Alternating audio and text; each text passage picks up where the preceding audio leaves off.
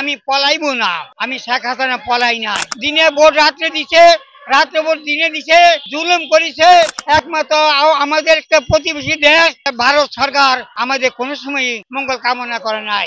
সারা বিশ্ব জানে সে সন্ত্রাসকারী, স্বৈরাচারী সরকার, খুনি সরকার, তার ফাঁসির কাছে ফাঁসির জন্য আমরা কামনা করছি।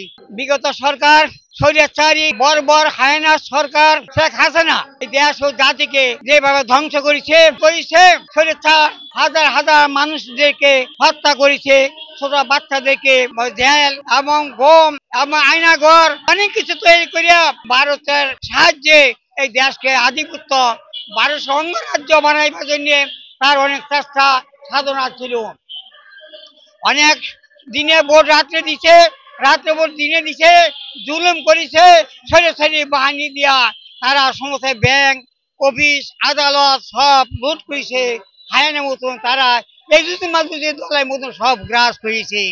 এই দেশে কোনো নিরাপত্তা ছিল না, ভয়ঙ্কর পরিস্থিতি করে এই দেশের একমাত্র আমাদের একটা প্রতিবেশী দেশ, সেটা আমরা কষ্টে বলি, সে ভারত সরকার আমাদের কোনো সময় মঙ্গল কামনা করে নাই। আমি বলেছিলাম একবার মোদী সাহেবকে লাস্ট সামনে নিয়ে বলেছিলাম যে এই ভারত সরকার, মোদী সরকার আমাদেরকে স্বাধীনভাবে দিবে না। এবং শেখ হাসিনা প্রধানমন্ত্রী বলছিলেন আমি পলাইব না, আমি শেখ হাসিনা পলাই নাই।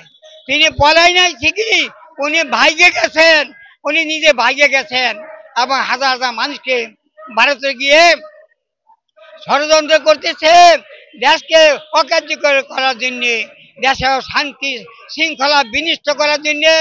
হাজার হাজার কোটি টাকা লুটকৃত টাকাগুলি নিয়ে এবং আমাদের বাংলাদেশকে, নতুন স্বাধীন বাংলাদেশকে অশান্তি সৃষ্টি ধারণ করতেছে। আমাদের হেলিকপ্টার দিয়ে আমি দেখি না, আমার 70 বছর বয়সে আমি দেখি নাই, পাকিস্তানের যুদ্ধে দেখেছি, কিন্তু শেখ হাসিনা মেহনতে উনি উন্নত হয়েছে। ভারত আওয়ামী লীগ, দুঃসাহসী আওয়ামী লীগ, স্বৈরাচারী আওয়ামী লীগ, সেই সরকার ভারতে গিয়ে তাদের মোদী সরকারের আশ্রয় নিয়ে ভারতের মিডিয়াদেরকে হাজার হাজার কোটি লন্ডিত টাকা দিয়ে মিথ্যা প্রচার করছে দেশের বাবুমতি নষ্ট করার জন্য সরকার এবং মিডিয়া।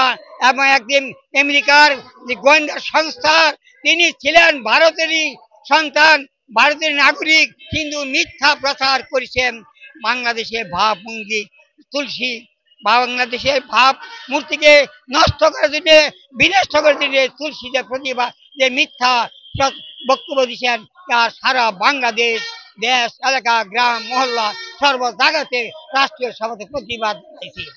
আমরা চাচ্ছি এখন মোদী সরকারকে হুঁশিয়ার করে দিচ্ছি, সাবধান হয়ে যান, অপরাধের দিকে আপনি আশ্রয় দিচ্ছেন, আপনি নিজেও অপরাধী। সারা বিশ্ব জানে সে সন্ত্রাসকারী, স্বৈরাচারী সরকার, খুনি সরকার, তার ফাঁসির কাছে ফাঁসির জন্য আমরা কামনা করছি।